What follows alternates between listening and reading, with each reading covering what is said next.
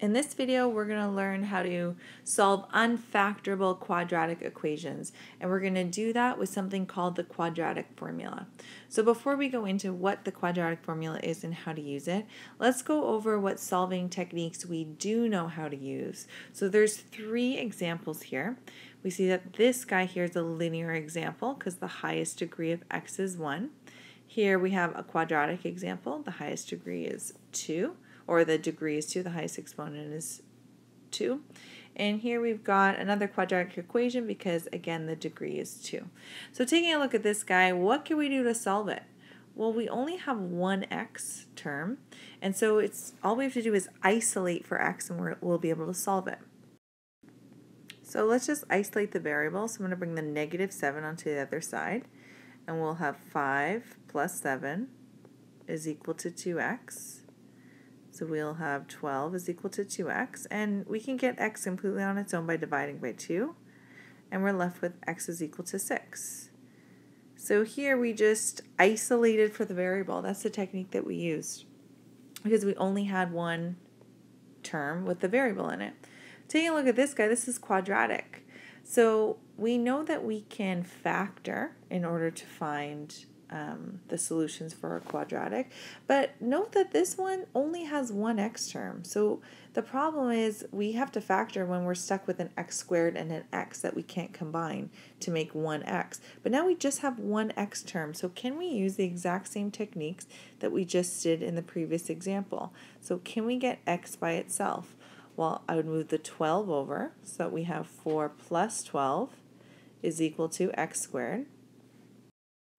And then we've got 16 is equal to x squared. And now all we have to do is square root 16 to get our solution. So now our question is, what is the square root of 16? So most of you might say 4, in which case you are half right, but not completely right. Is there any other number that multiplies by itself to make 16? That's what this is asking. So something squared is equal to 16. What is that something allowed to be? So if you were to graph this guy in Desmos, so if we were to graph x squared minus 12 and see where it is equal to 4, we're actually going to get 2 points. Yet in our algebra, we only got 1 point, one x value. So let's take a look at this example before we finish the next one. Solving x squared is equal to 4. Think of what numbers squared will equal 4. Well, we know 2 squared will equal 4. So that means that x could be 2. But can also negative 2 squared equal 4? So that means that x could also be negative 2.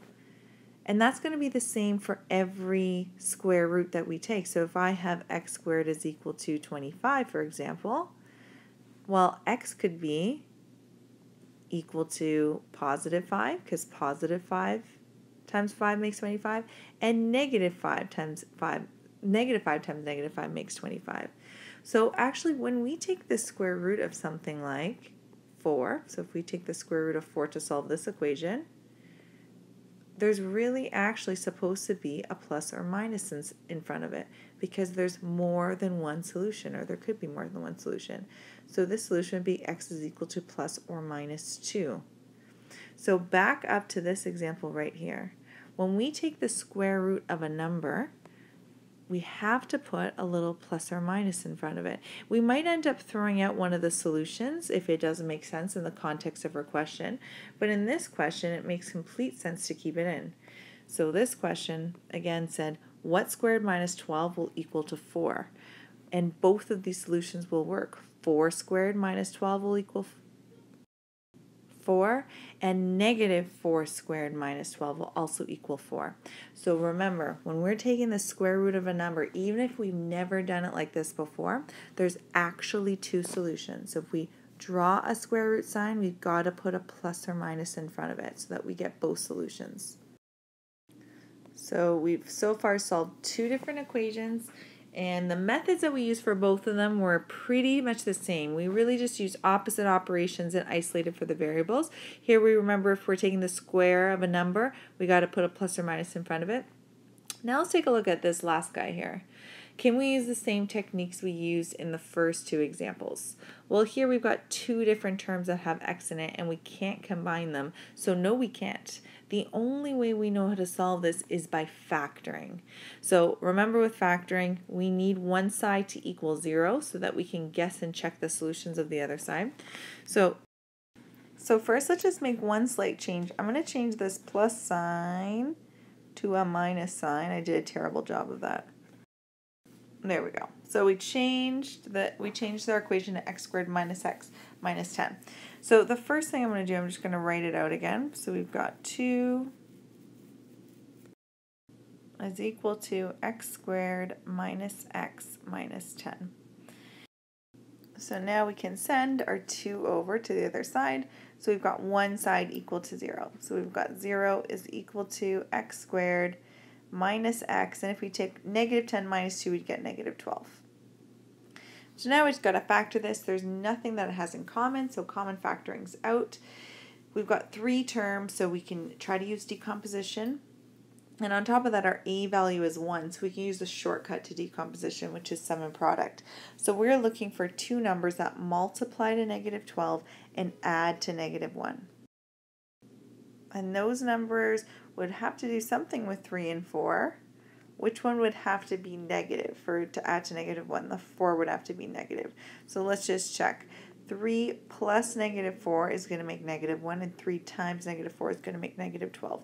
So remember, with our sum and product shortcut, we can just write our 2 binomials with x in them, and then we're just going to put the numbers that we found right beside. Okay, so now we can guess and check the solutions to this. So because our one side is equal to 0, we know that x can be negative 3 and x can be 4. Negative 3 and 4. So now we have our solutions. So factoring is just another way to solve. Just remember that. So if we can't isolate for the variable like we could in these two, we can always factor. So in those 3 examples, we had no problem. We could find our solution for a variable. But the problem is not all quadratic equations can be factored. Just think of real life scenarios. When we start working with these quadratic equations, we're going to be dealing with decimals and fractions. And we're not going to be able to find 2 numbers that multiply to 17 over 3 and add to a third. So we need to have another technique to use when we have a quadratic equation that can't be factored. And that technique is called the quadratic formula. So what we're going to do is we're going to write out our equation exactly like this, just like we would do if we were about to factor. So we have them in descending degrees, so our x squared first, then our linear term, then our constant term. One side has to be equal to 0, and once we have that set, we can have our a value and our b value and our c value, and we're going to plug it into this formula right here, and it's going to pop out 2, 1, or no solutions based on what the numbers are that are underneath here. So let's try it together. So just remember, there are 3 ways that we can solve quadratic equations. Just our regular solving, moving numbers across the equal sign using opposite operations. We can only do that if we have only one x term, or if we have more than one x term but they're like terms, and we can combine them together to make one. We can also try factoring, and then if both of those fail, we can also use the quadratic formula. However, the quadratic formula will work all of the time, so if we ever want to use it to solve, we absolutely can. It just takes longer than the other methods, so we try these other 2 first. So let's try solving each equation by any method we want. So starting with the first guy here, we're trying to find the most efficient way to do this. So I'm looking for x. How many x's or x terms do I have? I just have one x, which means I should be able to solve this just by normal opposite operations. So let's bring this negative 10 onto the other side so we can combine those like terms. So we have 2x squared is equal to 8 plus 10. Then we're going to have 2x squared is equal to 18. We can solve for this. We just got to get rid of the 2 by dividing by 2, dividing by 2. We'll be left with x squared is equal to 9. And then we've got to solve for x. If we were to put this into Desmos, so we were to plot the parabola 2x squared minus 10, and then check where y was equal to 8, we would get two solutions. So we have to be careful here not to just say 3. So when we're taking the square root of 9, I know all of your life you thought the square root of 9 was 3, but it's actually, there's always been a little plus or minus in front of it. And it could be plus or minus 3. So we have two solutions. So just taking a look here. 3 squared will be 9. Negative 3 squared will also be 9. So these are the two options for x. So we have our first equation solved. Now taking a look at this next guy, another quadratic equation. So let's just analyze it and figure out what techniques we can use. First of all, I see two x values, or x terms. One of them is x squared and one of them is x to the power of 1, so I can't combine it. So I know I can't use regular solving techniques that we used in grade 9, but I could use factoring, perhaps. It depends. So let's bring this negative 2 onto the other side, so one side's equal to 0, and let's check it out. So we're going to have x squared minus 3x plus 2. So I brought that negative 2 onto the other side. So this is a trinomial, which means we can factor it by decomposition, and we could also use the shortcut because our a value is 1. So we're looking for two numbers that multiply to 2 and add to negative 3. Do these numbers exist? Well, if they multiply to 2, perhaps we'd use 2 and 1. And if we put negatives in front, would this work? Negative 2 times negative 1 makes positive 2. Negative 2 minus 1 makes negative 3. We're good. So we're going to factor it. Let's use our shortcut, sum and product, because our a value is 1. I'm going to put x here, x here. I'm going to put our two numbers, negative 2, negative 1. So now we can solve this because we've factored this side, so we can guess that this x could be 2 and x could be 1, and the whole thing would equal 0. So our two solutions would be 2 and 1. So let's try this guy here. So it's actually already put in standard form for us. One side is equal to 0. So we know that we've got two terms that have x in it, so I can't just collect like terms and isolate for x. I'm going to have to try factoring.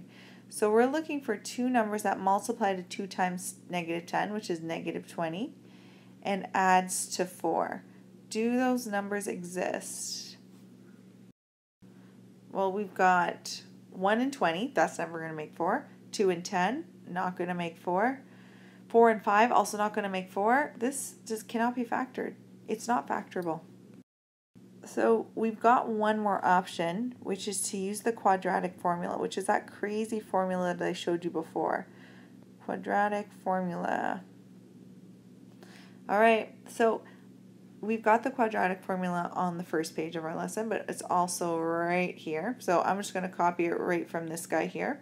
You'll have it in your sightline as we write it out. So what we need is our a value, our b value, and our c value. Because if you take back a look at it, we can see that we need to plug in b, we need to plug in a, we need to plug in c. So let's just write out what our a value, our b value, and our c value are. So our a value is equal to 2. That's the one that's right before x squared. Our b value is equal to 4. That's the one that's in front of x. And our c value is equal to negative 10. So now I'm going to write out the quadratic equation. So it's x is equal to negative b plus or minus the square root of b squared minus 4ac divided by 2a. And you'll have this memorized because you're going to write this out so many times. So let's fill it in exactly how the formula says. So first I got to copy every single thing. I got to copy this negative here. Don't forget about the negative. Got to copy the negative, and then I'm going to put all of my a's and b's and c's in brackets. So my b is equal to 4, so I'm going to put into brackets 4. And then next copy, plus or minus. Next we've got square root. Next we've got b squared, so I'm going to put in brackets. My b is 4, and I'm going to square it. Next, copy the minus, copy the 4, minus 4. Our a value is 2, and our c value is negative 10. Putting everything in brackets is really going to eliminate a whole lot of errors.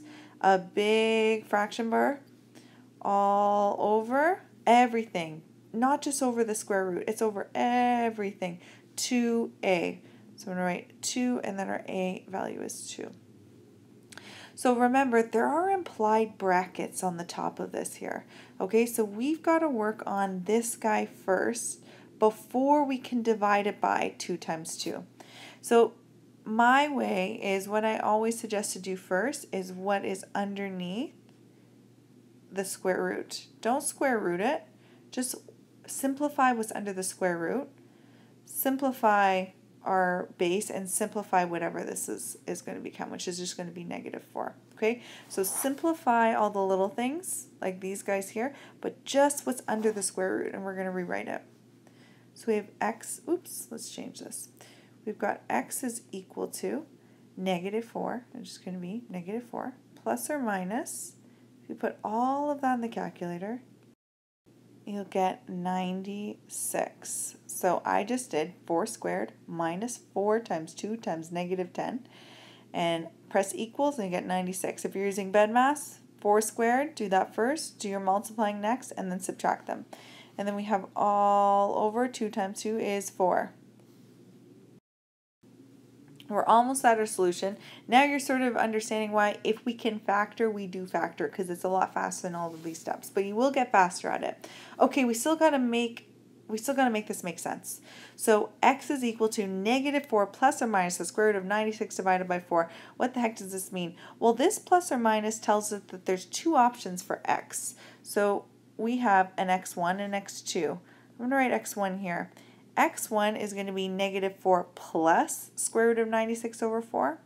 And our second x is going to be negative 4 minus the square root of 96 over 4. So we're taking care of both of the options. So our first option is negative 4 plus the square root of 96 all over 4. And we're going to check what that is equal to. And then our second option is negative 4 minus the square root of 96 all over 4. So remember, there are implied brackets here. So we have to do whatever's on the top first and then divide it by 4. So try it in your calculator and come back to the video once you think you've got it. Okay, so take at least 2 decimal points, minimum. Your first x should be 1.45 approximately, and our second x should be negative 3.45 approximately. So our x can equal 1.45 or negative 3.45, and those are our 2 solutions. So if we were to plug this into Desmos, take a look at what this shape would be. So this would be a parabola. See when it will equal 0. So what are the x-intercepts? They should be approximately these values. Note that no wonder we couldn't factor it, because we would never figured out that the two numbers that multiply to 2 and 10 and add to 4 would have something to do with these numbers. So anytime we're going to get decimal values, we're not going to be able to factor, and we're going to have to use the quadratic formula.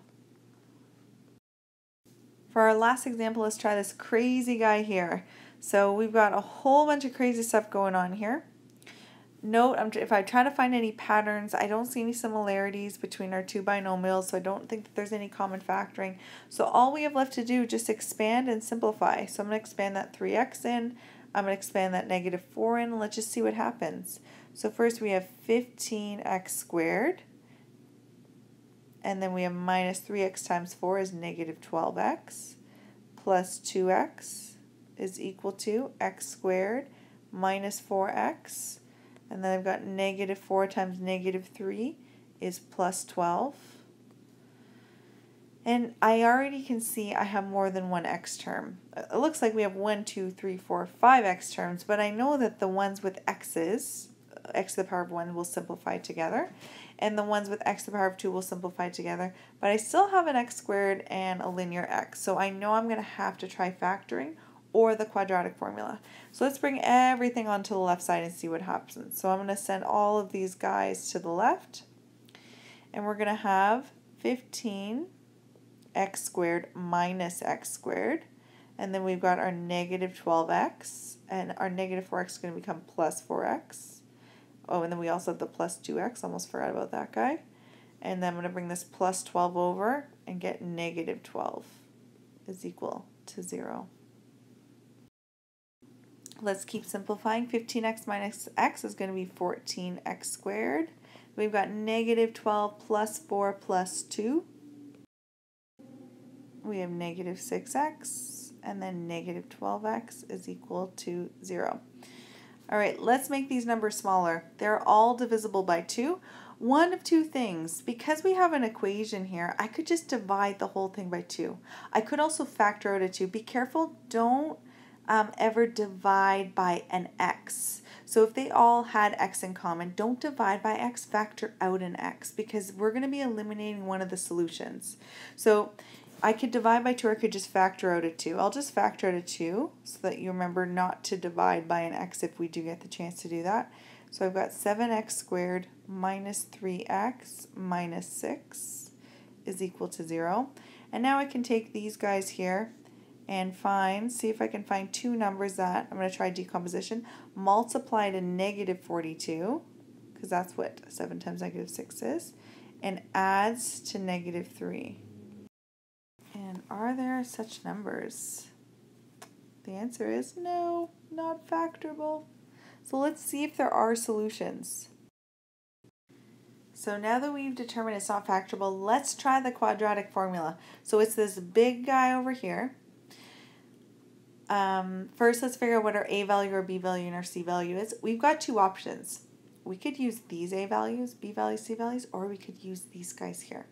I prefer to use the smallest numbers as possible, but if you use this as your a, this as your b, this as your c, you will get the exact same answer as if we use 7, negative 3, and negative 6. Be careful to include the negatives. So here's our a value, our b value, and our c value. I'm going to write it up here for us. So our a value, we're going to choose as 7. Our b value is negative 3, and our c value is negative 6.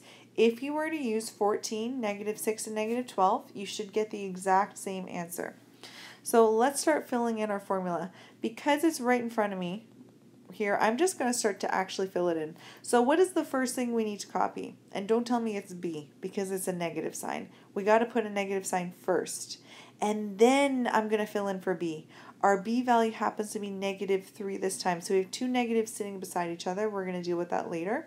What comes next? A plus or minus sign, then a square root. So we have plus or minus and then square root. Now let's fill everything in carefully. B squared. I do not want to see this. That is not the same. I'm going to really quick up here. Negative 3 squared is not the same as negative 3 squared in brackets. The first one on the left just means a negative with two 3's multiplying against each other. And the one on the right means negative 3 times negative 3. These aren't the same thing. So here the squared is touching the 3. The negative's not invited. So the negative stays outside, and it's negative 3 times 3, which is going to be negative 9. That is not the same as negative 3 times negative 3. That's going to be positive 9. So make sure that you put brackets around everything that we input into this formula. So we've got negative 3 squared, and then next is minus 4 times a times c. So we have minus 4, let's change the block, minus 4, our a value is 7, and our c value is negative 6. And then again, all over, not just over the square root part, all over the entire thing, 2a.